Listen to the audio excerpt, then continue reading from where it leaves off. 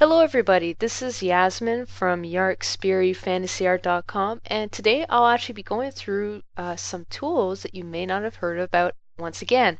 The tools I'll be going through is actually a series of tools that are used for erasing purposes.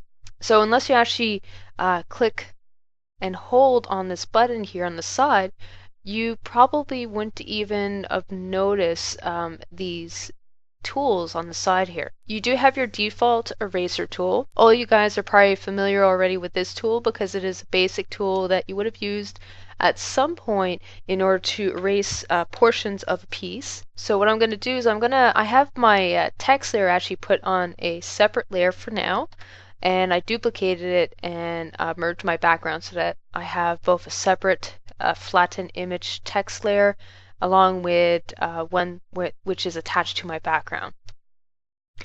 So I'm going to select the individual flattened image copy that I made for my text, and I'm going to show you how the basic eraser tool works. Now once again, this is a very basic tool. I haven't done any changes to it. It does generally come with the default round brush preset, but you can change it to any brushes that you currently have available in your brushes.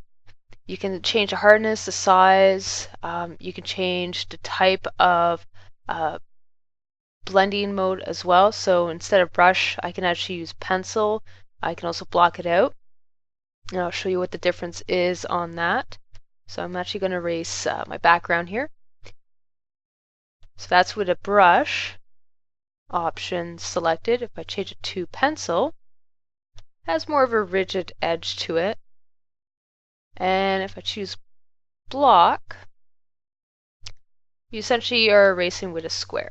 Okay, so these are just some really basic options. If you want to change this back, just change it back to the brush setting, and then you'll be able to select exactly what type of brush you want to erase with. You can change the opacity.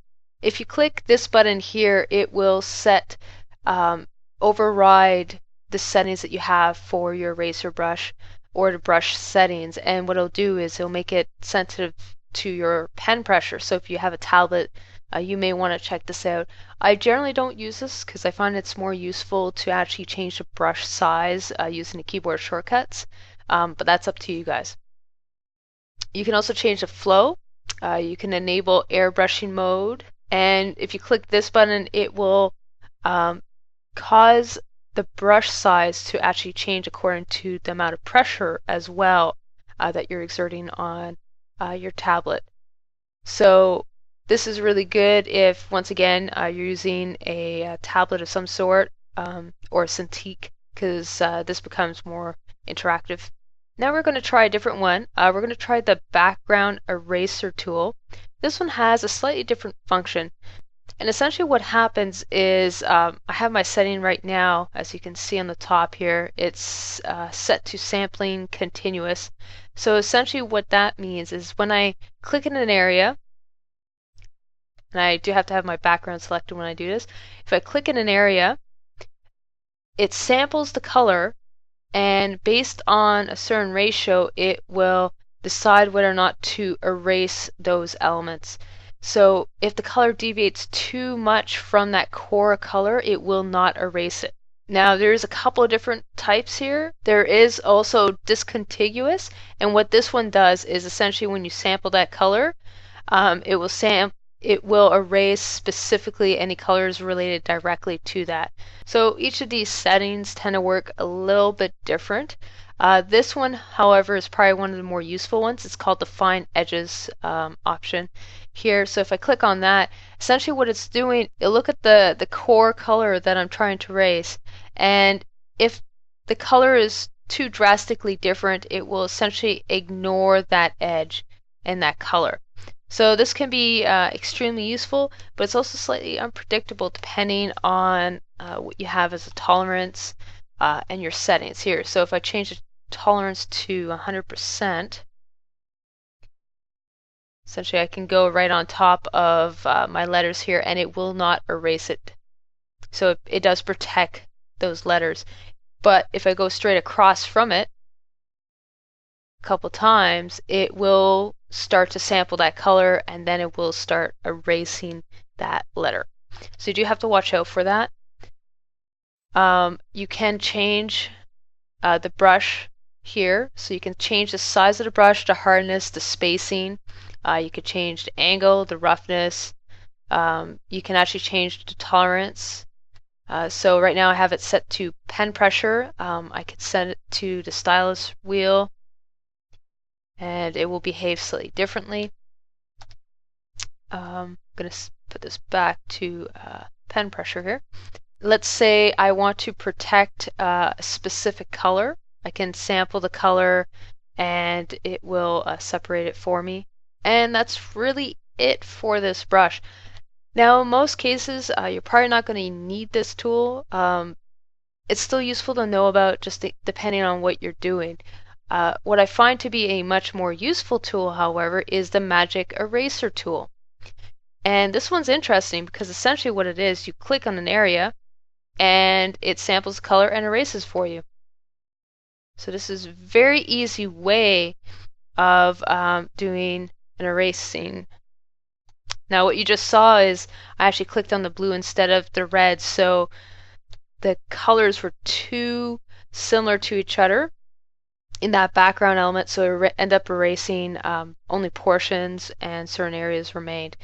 You can change your settings by changing the tolerance setting, and if you play around with that, then you'll have better control over how that works. Now I have this one set to contiguous. You can change the setting to sample all layers. You probably won't use this feature, however. You can change the opacity, so how much of it is deleted. So as you can see, the more I click, the more of that color is removed. So this tool has actually quite a few potential functions to it, just because it has a lot more control to it. It works in a very similar manner to the Magic Wand tools, and how it works is essentially it's looking at the information, the area that you click, and it's depending on how you set your tolerance is a sampling greater and greater deviations from that one basic color that you've chosen. So in this case, because my text is a single color, it's very easy for me to do this. However, if I try to apply the same tool to some of the lettering up here, which it has some additional details in it, and I'm just going to change the opacity to 100% here. You could see that it doesn't quite work as well. I have to be more meticulous in how I actually do this. It can still be used for this purpose, but it's going to be more difficult for sure. Just because I have so many colors in this one word, that's causing some issues. So that's it for these 3 different eraser tools. All of them are extremely useful. The most useful one by far though will be the basic eraser tool. This is probably the one that you're going to use the most, just because of the type of function that it has. So I hope you guys enjoyed this video and I hope to see you guys soon. So thank you and take care.